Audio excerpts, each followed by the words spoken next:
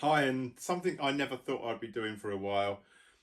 I'm out for a walk this morning with Jake, and I had a long, hard think about photography. And I used to teach a workshop on learning to see, and in amongst that, the Dunning-Kruger effect came up a few times, which we'll explore during this video. Now, I'm not wanting to talk about photography, and I've not done much photography for a while. Um, and there's many, many reasons for that, and maybe some of it will become apparent during the making of this. But sort of disillusionment, really, I suppose, and some of that's my own fault from a young age. But I want to explore quite a lot. So the only way to do that is go back to the beginning and then come up to date. And we will explore the Dunning-Kruger effect as well, which I will explain now. It's when someone thinks they know everything about a subject, i.e., they just get a camera out of a box and they think they're the world's best photographer straight away, except they're not. And once they actually discover what photography is all about, they realise they know absolutely nothing, next to nothing. Now, this was explored on YouTube quite a while back, and it got hundreds of comments. Lots of people slagging it off, lots of people saying, well done, this, that, and the other. But let's start right at the beginning and come up to date and explain my journey and explain why people's journeys go so wrong.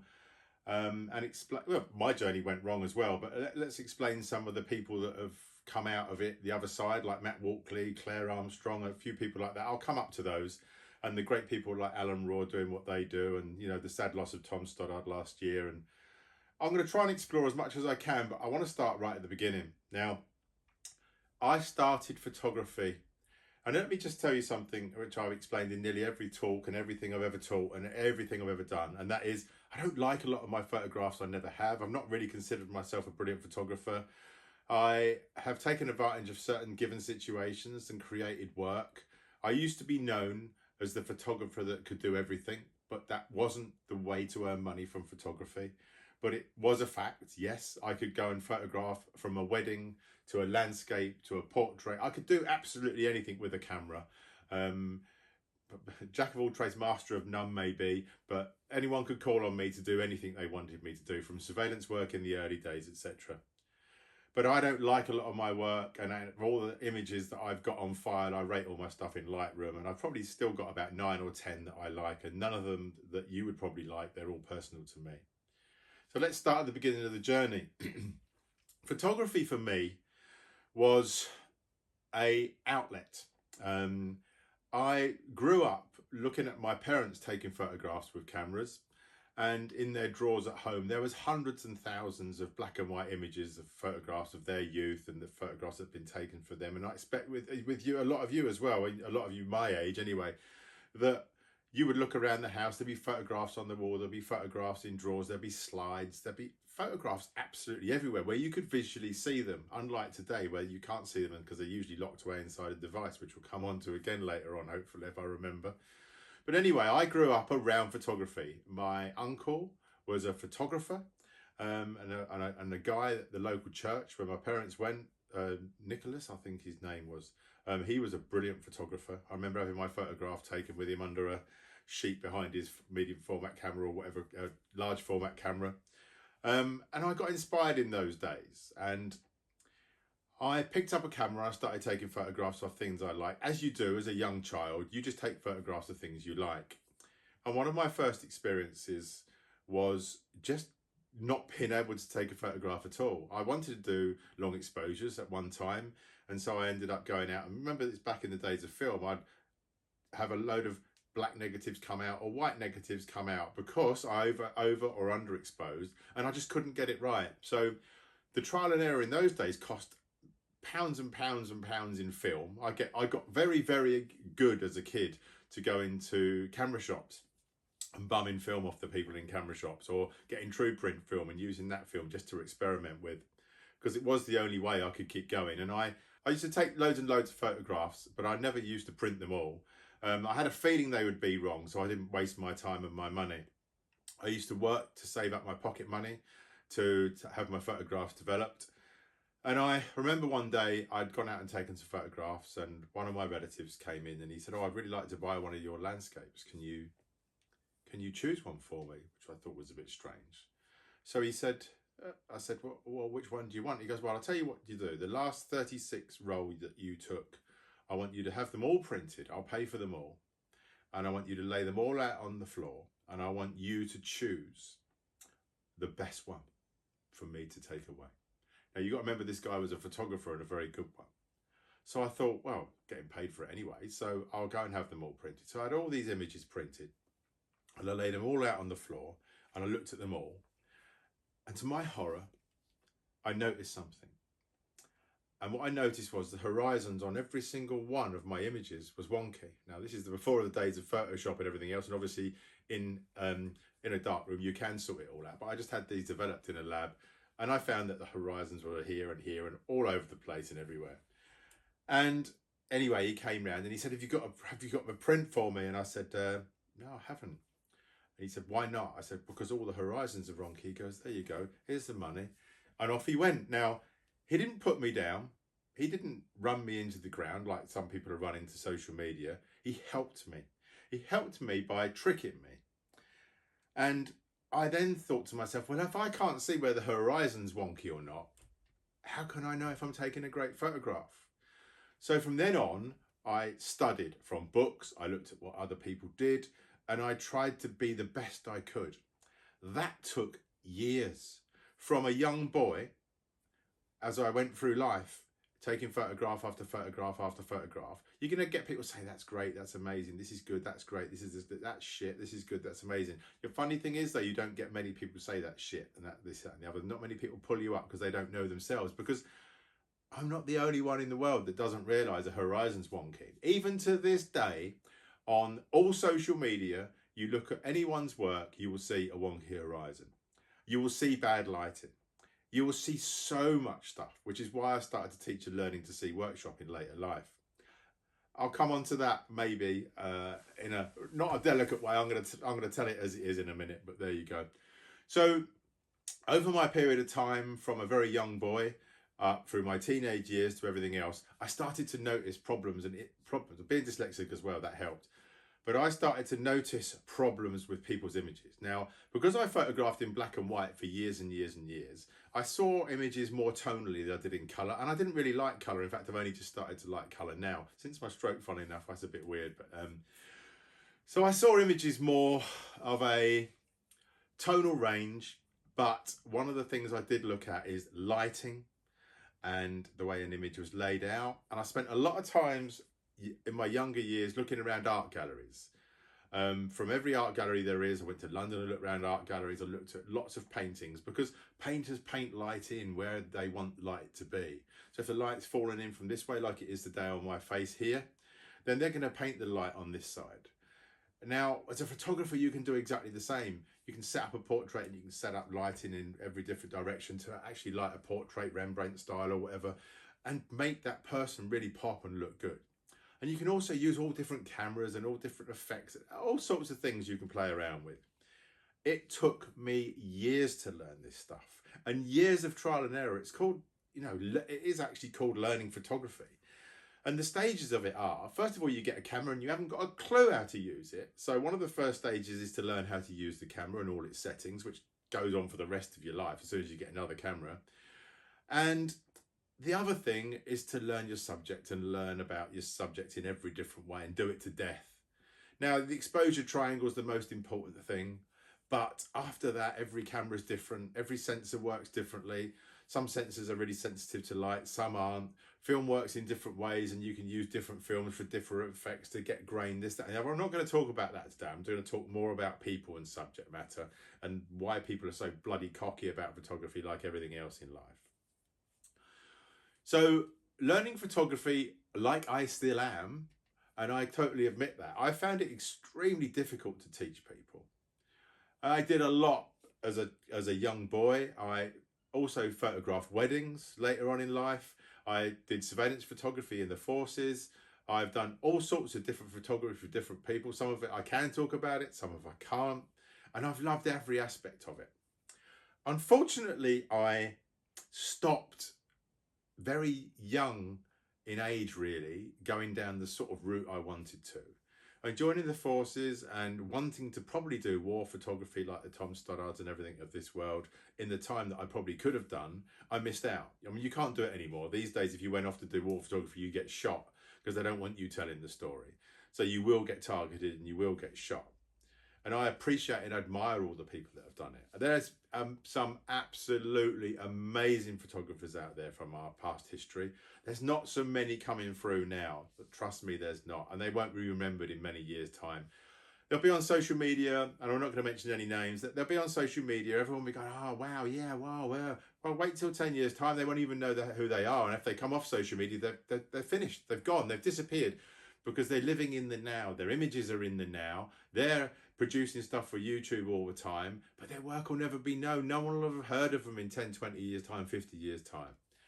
I always used to say, if you take a photograph that's great now, and you do street photography, and you do photography that's relevant to today, and then your images won't even be relevant to 50 to 100 years' time, because if you take a photograph, for, say, around Liverpool today, and you take pictures of cars and street scenes and everything else, and some people don't like taking pictures of cars or phones, then in 50 to 100 years' time, people will look back and go, oh, do you remember Woolworths? And do you remember those cars? Do you remember those Ford Sierras? Or do you remember, I'm talking about Ford Sierras and Ford Escorts now, almost by accident, of the past, and the Ford Populars and things like that.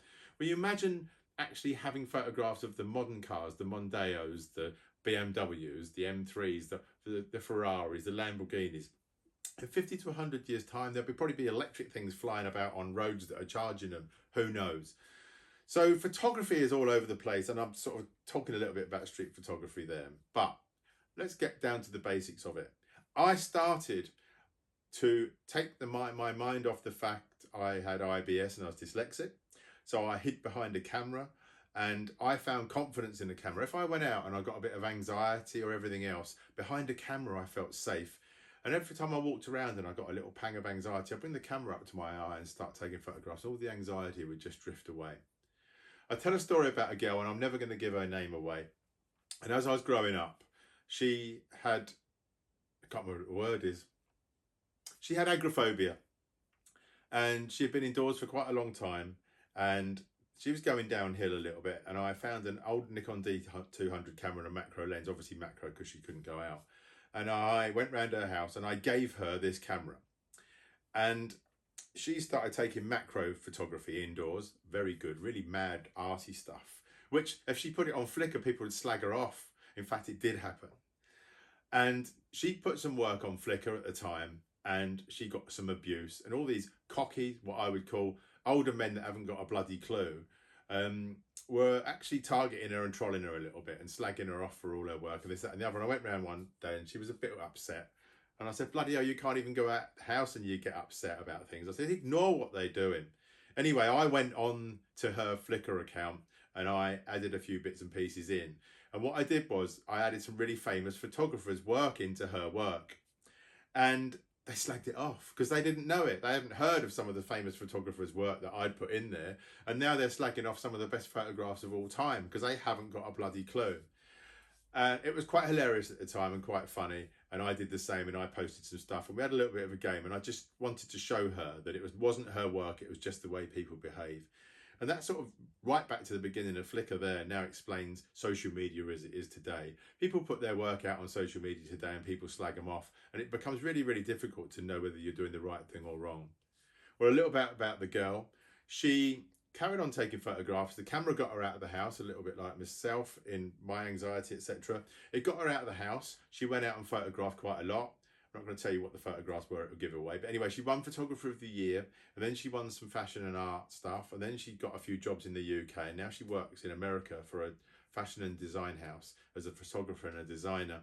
And she's not got agoraphobia anymore. She's earning a really, really big, 6-figure salary, and she's doing really, really well for herself. And I'll never give her name away, no matter who asks me, because it's just not fair. But it just goes to show how life can change and things can change things, and photography did that for her. So let's bring things up a little bit more up to date. I have loved some photographers from the past, like David Bailey, and all the ones you can probably think of, all the famous ones, and some you can't. I'm not going to list all the names here. Don't want you to go and look them up. The more stuff I'm looking at these days, funnily enough, just got a book come through from Blue Coat Press. I like what's going on. I like what Colin Wilkinson's done. It's nice to see that he's just got an award from AP. for all his work, and he is going to retire and stop doing Blue Coat Press. I hope someone takes it over, I really do. But in my time, I haven't really got to grips with doing a body of work. And I was never going to teach. I said I'd never teach. I said I'd never stand on stage and talk. And I did all that. And then I stopped. I got fed up with it. I hated it. And I've written about that on my blog, which you can look up, which is The Fame Game, I think it was called. But bloody hell, I hated it, to be honest with you. I love working for Fujifilm, and I love doing the things I did. And I love working for some of the other companies and in and around the photography industry, for want of a better word. I loved every bit of it. But it didn't help me to go out and take the photographs I wanted to. After my stroke, and as I started winding down from working for people, I started doing 365s, which helped me get back into photography and understand photography more. But I'm still lost, and I'm still lost to this day. But I remember sitting in a pub a while back, and I was talking, I don't think I'll mention the names of the guys. There was 4 or 5 really well-known, famous photographers and myself in a pub. And we were all laughing and joking and saying, wonder what the future of photography is. And one photographer pulled out of his pocket a pink iPhone case with studs all over it and everything else and said this. And do you know what? They're right. The future of photography probably is a smartphone. The camera companies and the camera businesses are scraping around to try and keep producing something better and something more and something this and something that to keep you interested in buying cameras. But really and truly, the smartphone people have got it sussed, because it's something you carry with you all the time. Now, most of the photography I've been doing these days, you can look at my Flickr account. I'll leave a link below. In fact, I'll leave all my social media links below. And I've been taking photographs with my smartphone for the last few years. And I've even got Flickr Explore, and I love other things. And people have even asked me for images that I've taken with my phone, just the same as they did with any other camera I've had. Now, I've still got my Fujifilm cameras. I've got 2 or 3 Fujifilm cameras, and I've got quite a few Fujifilm lenses. And just the other day, someone was talking, weren't you ever going to go Leica? And a friend of mine, Matt Walkley, he's moved over to Leica. He's sold nearly all his camera gear. I think he sold all his camera gear, actually. He's got a couple of Leicas and a few Leica lenses.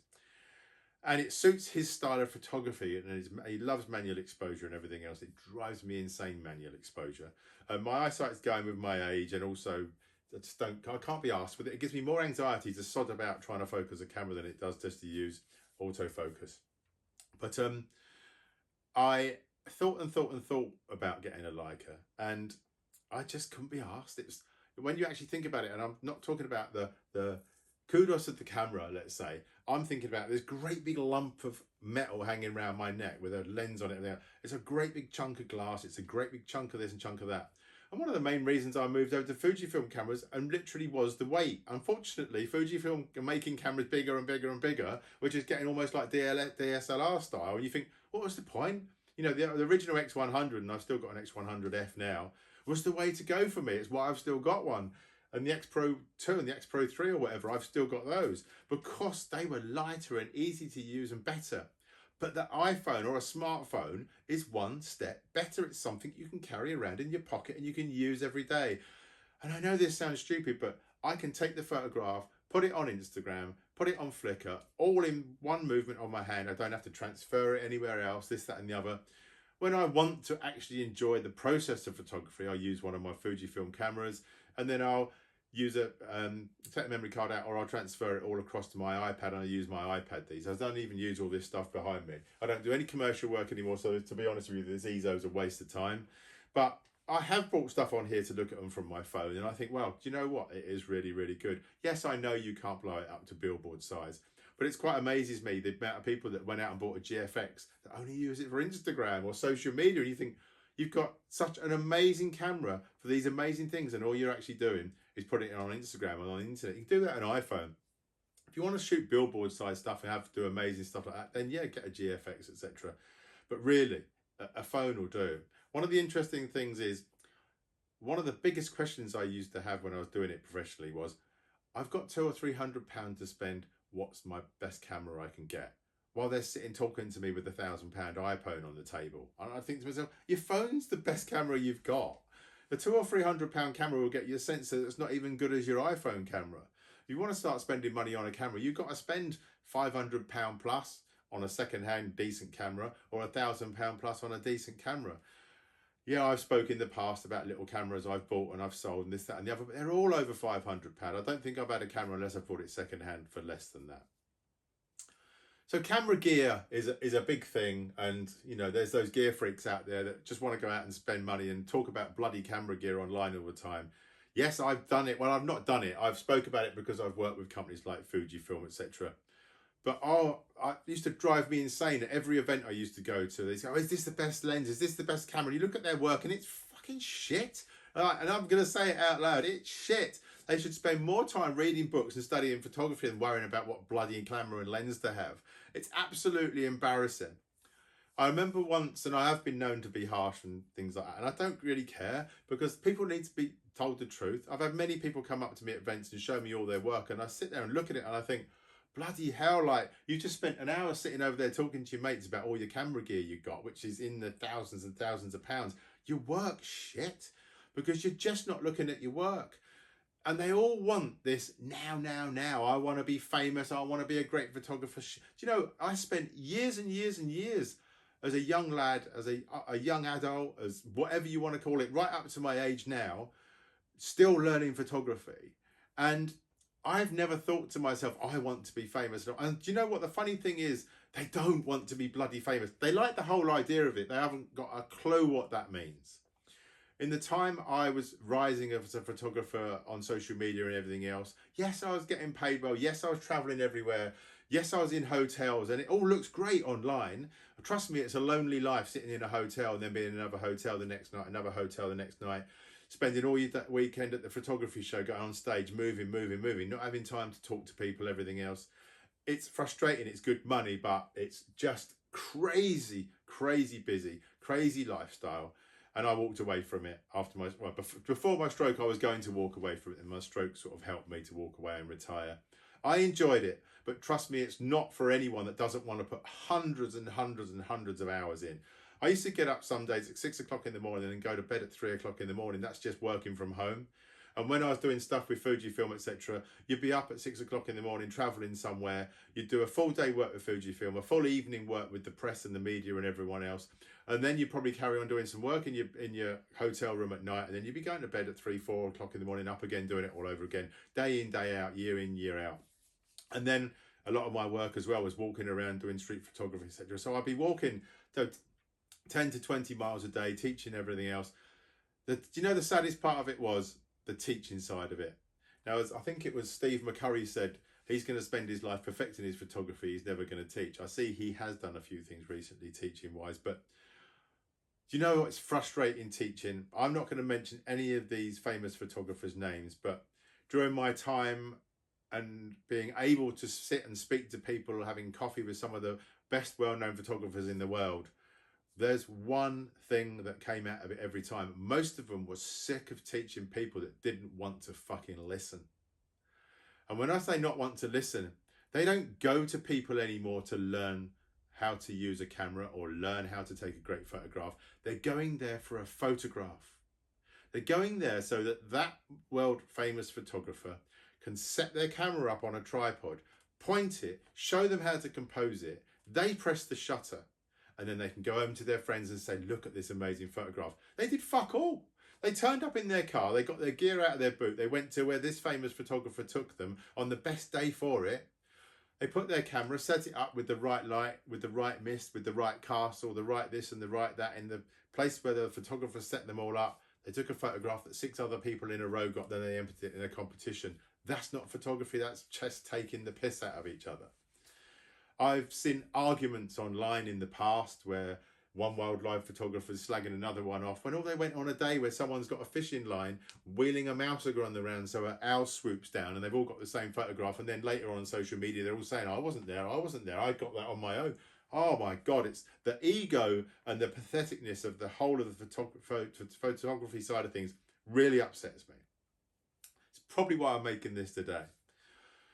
So anyway, I hope you're understanding and keeping up with this. I know it's a bit all over the place, but it's just the way it comes out of my head, and it's probably the easiest way. And I've sort of learned that from Billy Connolly, that you just got to say it and keep going with it, and then it'll all come out. The worst thing is trying to put it in some order. It doesn't really work for me. So During my travel and during my journey, I learned so much. I loved everything I learned, and I still love photography to this day. At the moment, I love walking around my iPhone in my pocket. I love going out with Jane and Jake. And if I see a nice sunrise or a nice set, I'll take a photograph of it. If I see great light through the woods, I'll take a photograph of that. If I see a great scene in the mist, I'll take a photograph of that. The funny thing is, you can go out every day of the week, 365 days a year. And because I've done some 365s, and during those 365s, I've walked Jake every day of the week. I even did 10,000 steps a day for 365 days. You would be shocked at how many days there wasn't great light, great mist, great this, great that. Most of the time, it's a bit like today, quite bland and boring outside. Even if it's a sunny, nice day with blue sky, a sunny, nice day with blue sky isn't a day to take a photograph. So, getting back to basics, I spent years learning. I still spend years learning. If I speak to the likes of Brian Griffin and Tom Stoddard when he was alive, and Peter Dench, and if I speak to any photographer, from Kevin Mullins, Lee Glasgow, wedding photographers, to all sorts of photographers, Glyn Jews that are great at Photoshop and everything, no matter who you speak to, they're all learning. Every single one of them learns something new every day, and they'll teach you it and they'll tell you it. The problem with people that just get a camera out of a box these days is they think they know it all, and they don't want to take on that learning curve. Now then, I find it astonishing that television, internet and everything else, and X Factor, has given young people especially this idea that they want to be famous and famous now. And obviously there's something going wrong in the education system where every kid just wants to be a famous photographer or a famous YouTube star or a famous this and a famous that. It don't happen. It just doesn't bloody happen. If out of a whole school, maybe one person might be a famous YouTube star, and that's because he's found something unique and different. They'd be much better focusing their time and energy on learning how to use the video equipment, learning how to be different, learning something new, following their passion. At the end of the day, I've worked out one thing. If you follow your passion, you'll usually be good at it. Now, whether that be photography, art, whatever, who knows? On the subject of art, I've started painting again, as I showed you in the last video.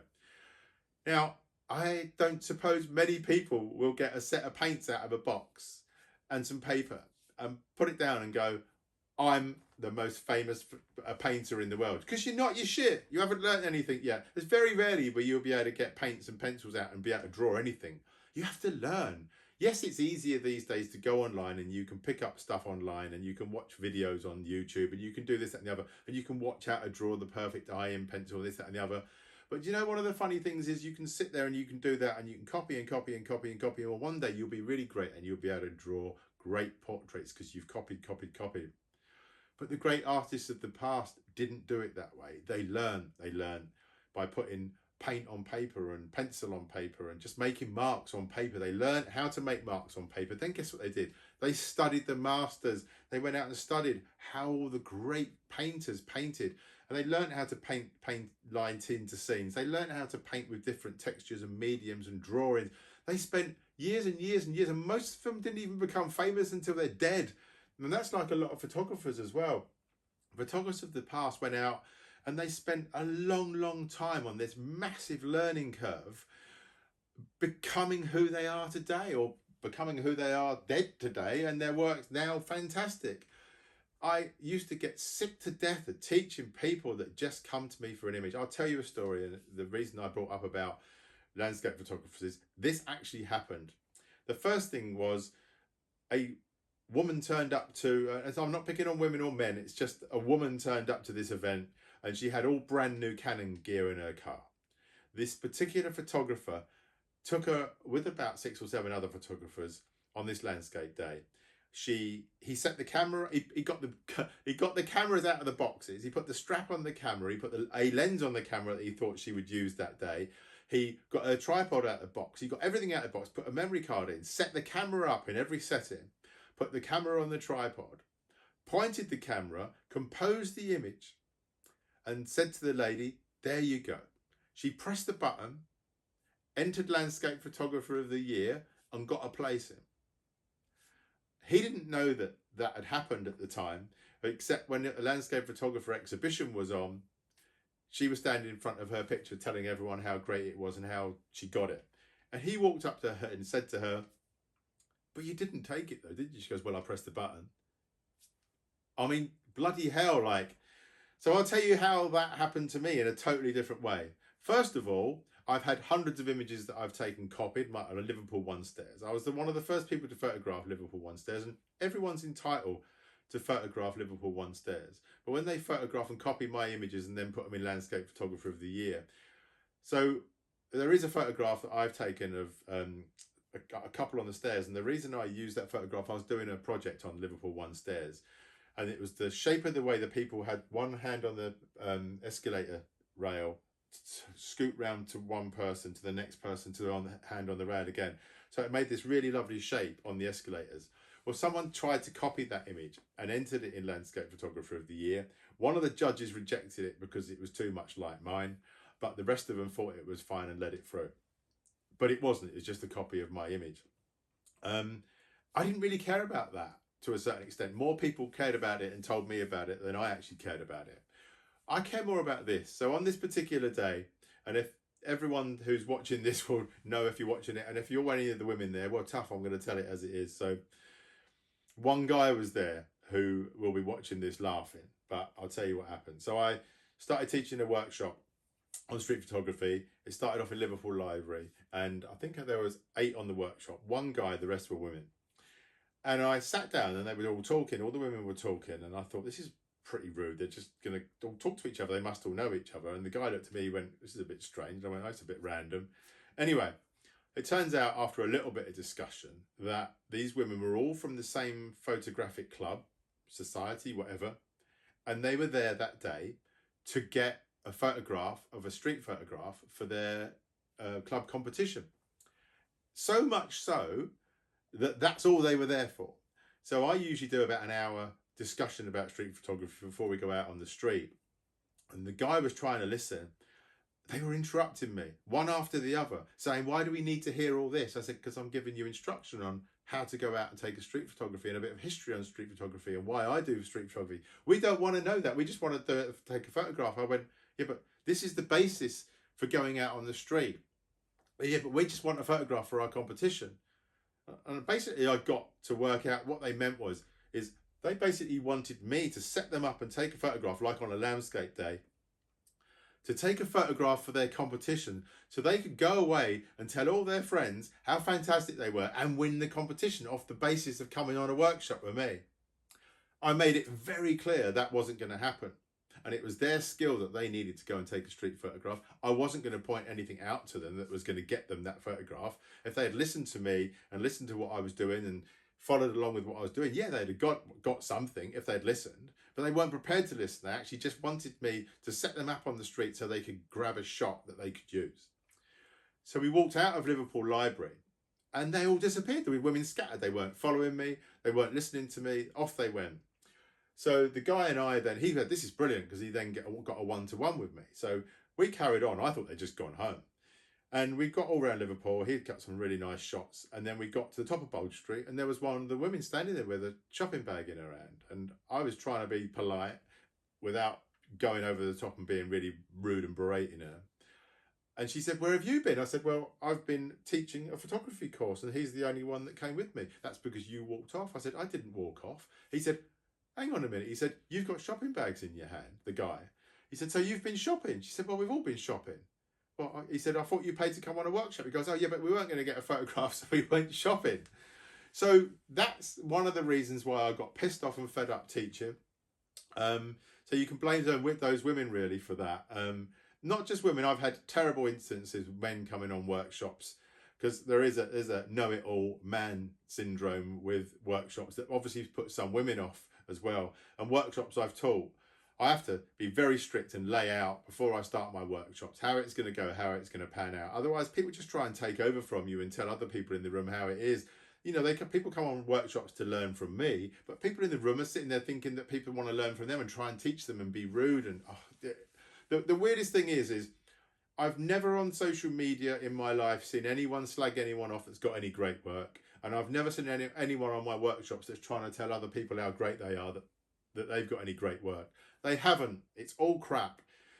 I use crap and I say shit, but let's get real with it. If you're taking photographs and you're enjoying them and it's your art, then good for you.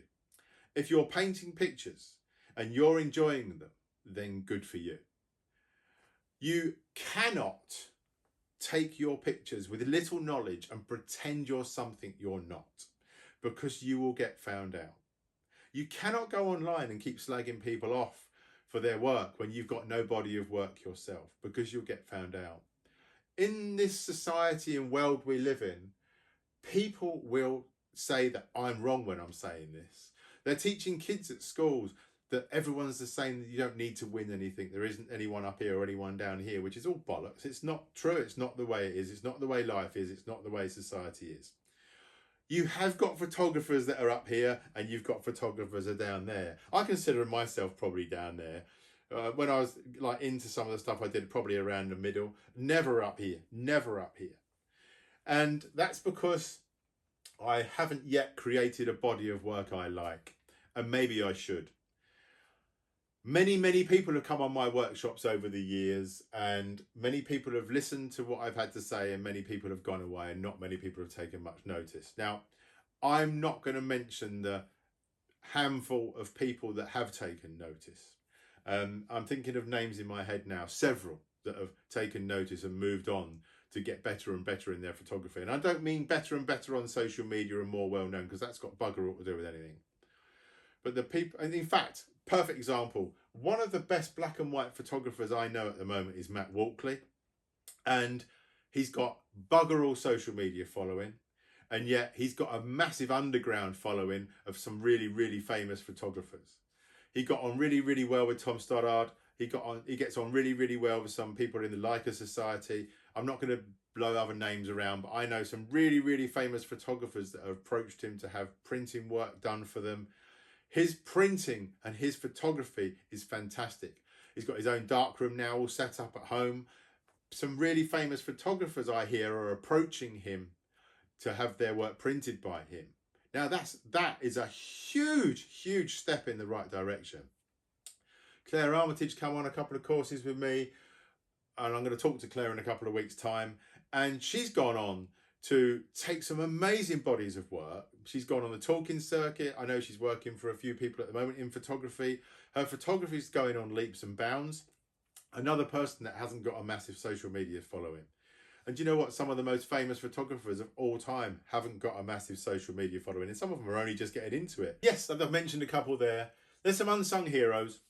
Peter Dench does an amazing amount of work behind the scenes for photography, or the photography industry, as I call it, working for AP magazine, helping out in Photo North. And Photo North's actually on this month in Manchester, so look it up, go and see it, go and see proper photographers doing proper photography, printing images, getting them out there, getting well known by the people that know what photography is all about. They may not have the biggest social media followings, but bloody hell, they're good photographers. Colin Wilkinson, Blue Coat Press, just an achievement award for all his work he's done. The things he's done for photographers and the books he's created are absolutely amazing. Alan Raw from Hull puts on the Hull Photography Exhibition, or HIP, every year. He tries to do some amazing stuff. And sometimes it's against all odds, because photography and art don't cross very well. So photography isn't as thought of the same as art.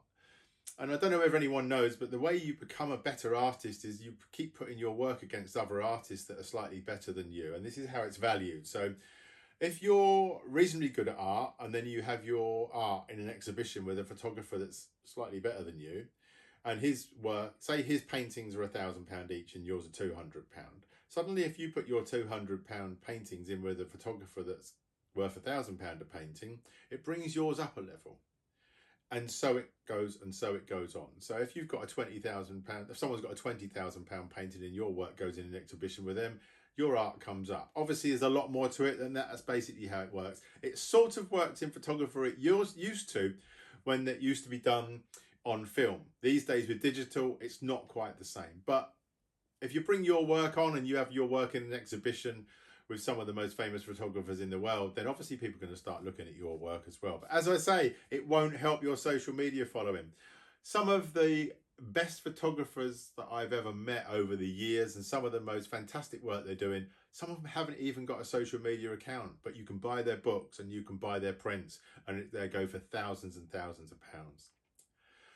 Now these days, Photoshop and Lightroom and all the other apps come into it. I got accused once a long time ago that I was a Photoshop slagger off. That's just not true.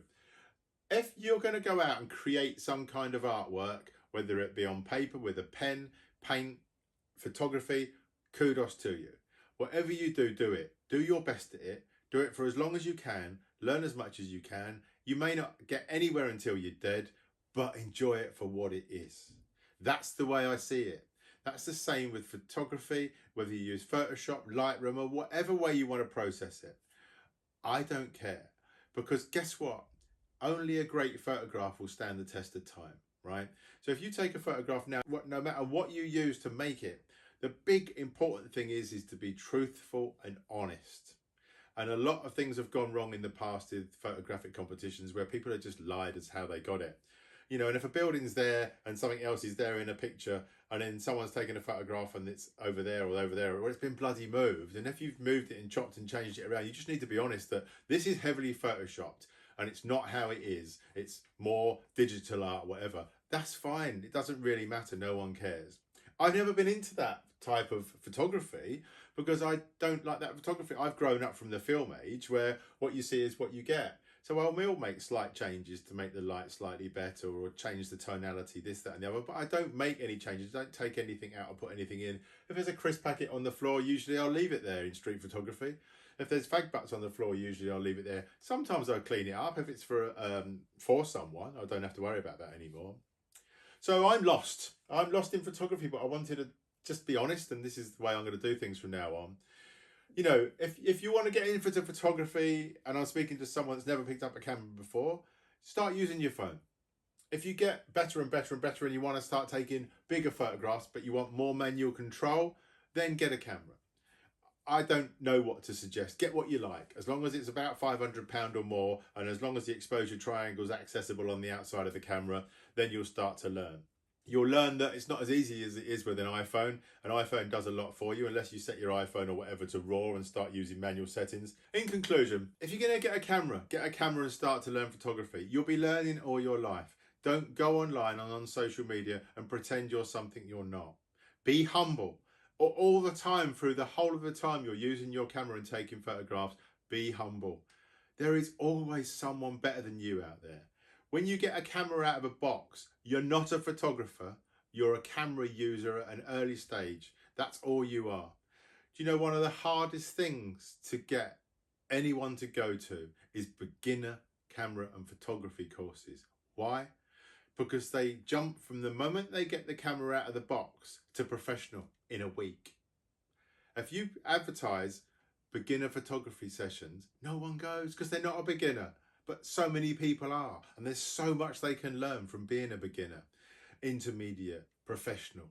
Trust me, beginner, intermediate, professional doesn't work like that. There's so much in between. There's thousands of little increments in between. Beginner, I was 8 years old. 8 years old. Intermediate, I was probably 28 years old. Professional, I was 40 years old. That's a long time. And if you think you can do it quicker, good luck, because you can't. Because it is about a learning curve. A couple of things that were said to me were, you got to do a long time in the trenches before you can become a professional photographer. Very true. And I think David Naughton said that as well. And a couple of the other things were, the more time you spend with a camera in your hand, the better you'll get. 100% true. And the more time you spend with books, studying, the better you'll get. So there's a long way to go for everyone. I want everyone to enjoy photography, but I don't want people to walk around with their egos on their shoulders thinking they're fantastic and better than they are. And I'm sick to death of people that go to camera shows carrying all their gear and look what I've got, this fucking great big lens, and look at the size of my backpack. Bloody hell, like I look now and think, Christ, like I don't look, people that still are into DSLRs, and I've got nothing wrong with that. But you pick a bloody DSLR up compared with some of the cameras there are about these days. It's all about look at me, look at the size of my camera, look at the size of my lens, look at their work. It's shit. And I'm not knocking the wildlife photographers that have got some absolutely amazing photographs of wildlife, but most of that's through fieldcraft. It ain't through a bloody great big lens and a camera, because there's a lot to learn there as well. You can't just bolt a great big lens on a great big camera and stick it on a tripod and hope to take a photograph of a little tiny bird miles and miles and miles away without great fieldcraft and learning how to use the equipment you've got. It's all about learning. It's all about learning curve. I think I'm just about wound up with it all today. I want people to explore photography. I want people to love photography. I really do. But I want people to understand that you're not a great photographer as soon as you pick a camera up. And there's so much on the internet. There's so much on YouTube. There's so much everywhere that makes you think you are. And oh, Instagram does my head in. The crap that's on Instagram to show you how someone takes a photograph down a tunnel or does a picture of a reflection in the water, and all everyone does is goes off and copies it, and they think, oh look, I can do that. Yeah, you can, but it's not you, is it? It's not you. It's not an expression of you. Your photography is an expression of you. As I said, the photographs that I've got on my hard drive that I love are photographs that are personal and mean something to me. I haven't got a photograph I've copied that someone else has done, and if I had, I'd have probably deleted it because it means nothing to me. But there's nothing wrong with copying other people's work to learn how to create your own stuff. Terry Irwin won't mind me saying this. Terry Irwin created landscape work with, I'd say, oversaturated colours and slightly different colours to other people. Now, we had a conversation about it. I can't remember how the conversation went. But I said, don't change it because it's your unique style. Now, he wasn't doing crazy stuff like sepia and stuff like that, or mad colours. It was just his style. It's how he felt about what he photographed. And there's nothing wrong with that either. So you have to use your own expression, like in painting or art. And that's more important in photography than copying someone else or having the perfect sharp image. On the subject of sharp, I had a conversation once with someone from Adobe, how everyone was hooked on sharpness, sharpness, sharpness, sharpness, sharpness. And he asked me, do I sharpen? No. We was around a table at an event with probably 20, 30 professional photographers, and he actually stood up and said, does anyone sharpen their work? None of us did. And yet everyone was hooked up on sharpening. And that's the problem with social media, and that's the problem with the internet. Anyway, as I said, I'm going to put all my social media below for the people that haven't seen it. I'm on Flickr. I'm using Flickr more. I use Flickr with my phone more than anything at the moment. You can actually look through all the stuff and see all my EXIF of all the stuff that's been taken with Nikons, Fujifilm cameras, everything. I've uploaded loads of my past work on there. You can look at it. You can see what it's taken with. You can ask questions, and you can ask questions below. Have a great weekend. See you later. I'm going to be interviewing Claire in a few weeks' time.